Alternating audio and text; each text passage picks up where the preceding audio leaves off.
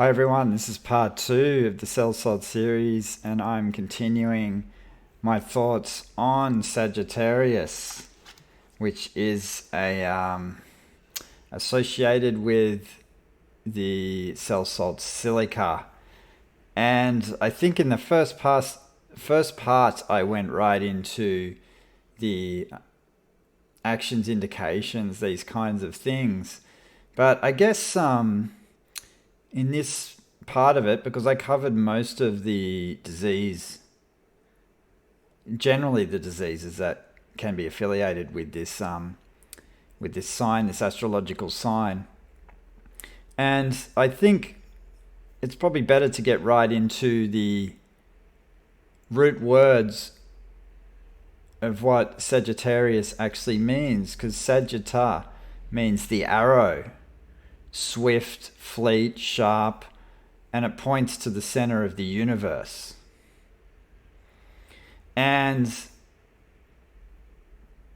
the root word arrow comes from arrow.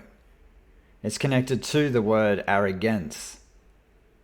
And when we look at the sign of Sagittarius and some of the personality qualities that can be attributed to this are, especially with the Sagittarian ascendant, can be tactless type behavior, whereas you can be quite conceited, not really care what you say in terms of how people can take things, and can come across as excessively arrogant. Now, it's interesting to note too, from a Chinese astrological point of view, that will be connected to the element of wood. And arrogance is a wood element imbalance, so to speak. And the wood element, of course, in Chinese astrology is ruled by the planet Jupiter. And so the root word Sagitta is obtained from Saggio, which means to perceive quickly, to feel keenly, all of which relates to the mind. And Jupiter comes from the root word Juno, obtained relating and relates to law and religion.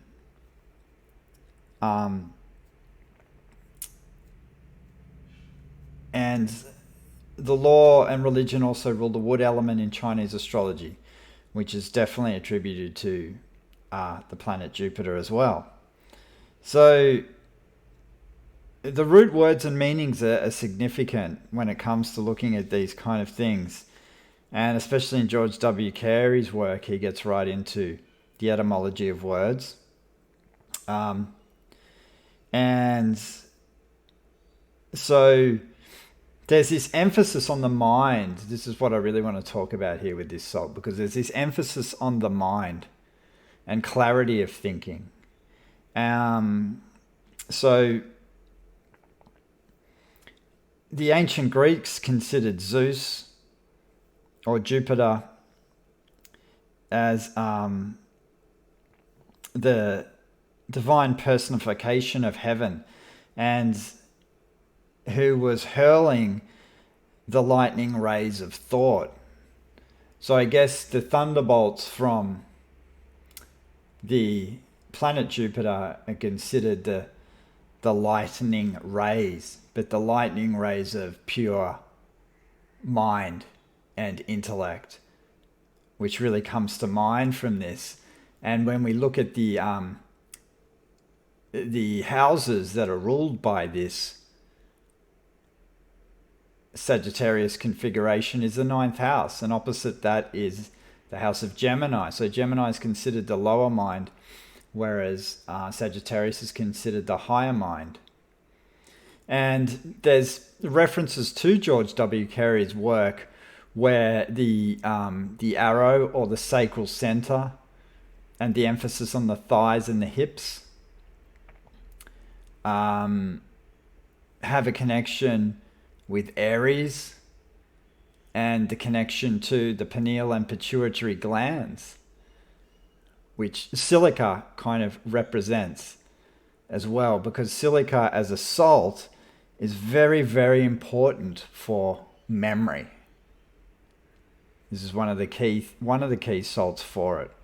And it's interesting to note that the hips and thighs relates to Sagittarius, and the word hip or hippo means horse. And when we look at this etymology of this kind of word, then we've got we can look at the parts of the brain like the hippocampus, which are connected to the word hippo. And then of course medical doctors need to take their Hippocratic oath, and Hippocrates was considered the father of medicine. And the father of medicine, really, what that really means is Hippocrates means the higher mind. So when we have an abundance of, well, silica, it will enlighten the mind. And you got to remember too, the ninth house rules higher mind thinking, higher philosophies, religion, foreign lands, this kind of thing. So it's not actually occult knowledge. It's open, higher knowledge and wisdom, as opposed to the eighth house, which will be all about hidden knowledge that is only susceptible to the few that have certain interest in those kind of subjects that will make them want to do the digging. The eighth house I would consider probably more that kind of detective mind, so to speak. And but I think when it comes to the mind is I guess when silica becomes very, very deficient, the memory goes.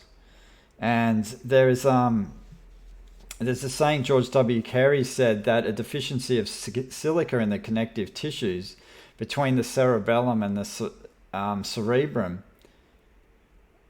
produces a mental condition in which thinking is very difficult. So it can be hard to find words, hard to articulate words. And we can have, I think, in combination with a few other salts, but particularly I would say silica combined with iron is incredibly important for memory, because we need to have a sufficient amount of oxygen in the blood. And so iron must be present in the blood in order to attract the spirit containing oxygen, which George W. Carey would call it, into circulation to oxygenate the brain cells.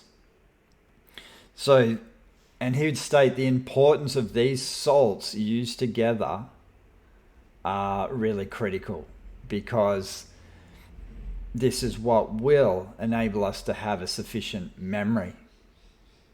And I think the higher mind of thought, and there's a connection between silica and tuning the vibrations between the pituitary gland and the pineal glands. So I think this salt is incredible for this. From my clinical observations, I've seen silica to be a incredible salt in terms of when people find their memories are actually really failing. I think a lot of the times some people might go for say calcium phosphate or kali phosphate, but they can have indications for these kind of things, particularly for the mind and the mental,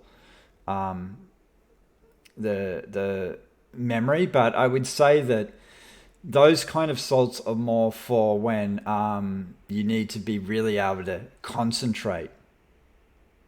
As in, so when you're having trouble concentrating, calcium phos, kali phos can come in. But when it comes to actually memory and recall, silica is very important.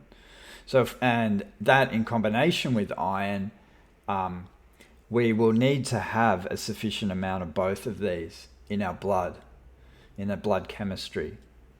And that's just really what I wanted to say about this salt in terms of this, because I think the mind is like Ayn Rand would say, you can either choose to use it or not to, so to speak. And I think the brilliance of philosophers, I find, usually have a prominent Sagittarius signature in their chart. And I think philosophy is the root of, in my opinion, individuation. And that's what will really break us into, or move us into selfhood, coming onto having thoughts of our own, which are really, really important, coming up with our own ideas. And I think, like all these salts together, they have a brilliant part in drawing us into what they call God consciousness, or I guess the higher self.